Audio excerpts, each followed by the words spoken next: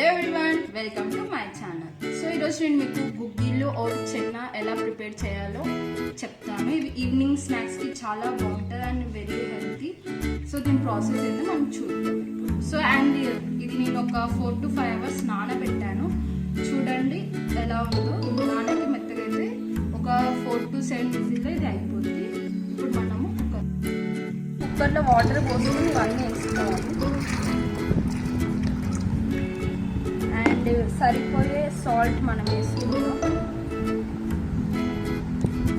చూడండి వాటర్ కొంచెం ఇవి మునిగేటట్టు మనం పెట్టుకోవాలి. ఇందాన్ని సాల్ట్ వేసుకొని మనం ఇది ఇంకా స్టవ్ మీద సో ఇప్పుడు ఆయిల్ వేసుకుందాం. కొంచెం చాలు, ఎందుకంటే మరి ఆయిల్ అయితే ఫ్యాట్ ఎక్కువ అవుతుంది. సో ఇవి కాగాక తాలింపు, నార్మల్గా మనం తాలింపు ఎలా వేసుకుంటామో అలా వేసేసుకుంటాం. చాప్ మిక్స్ చేసుకుందాం.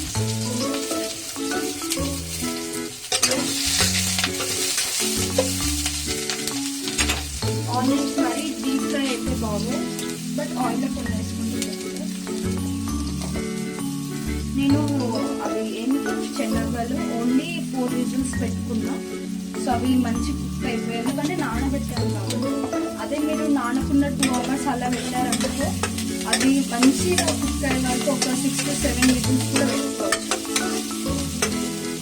సో ఇలా పసుపు వేసాక కొంచెం ఉప్పు వేసుకుందాం. కొంచెం వేసుకోవాలి, ఎందుకంటే ఆల్రెడీ మనం కుక్కర్లో వేసాం కాబట్టి. ఇవి ఈవినింగ్ స్నాక్స్కి చాలా అంటే చాలా బాగుంటాయి. ఎమ్మీగా ఉంటే ఎంత బాగుంటాయి అంటే అంత బాగుంటాయి.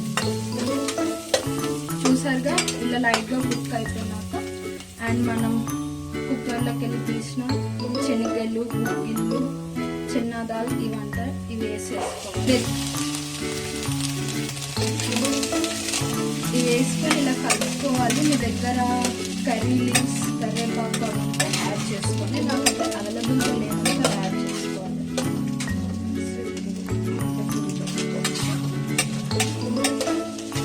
చూసాను చాలా అంటే చాలా సింపుల్. ఇది 5 minutes అయిపోతుంది. తిరిగి ఎక్కువ టైం వేసుకోవాలి.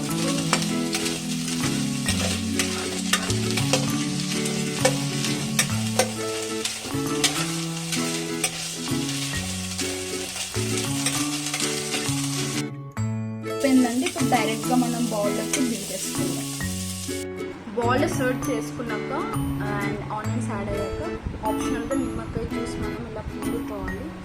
చాలా అంటే చాలా టేస్టీగా ఉంటుంది. ఇది ఆప్షనల్, మీ ఇష్టం యాడ్ చేసుకోండి, లేదంటే లీవ్ ఇట్.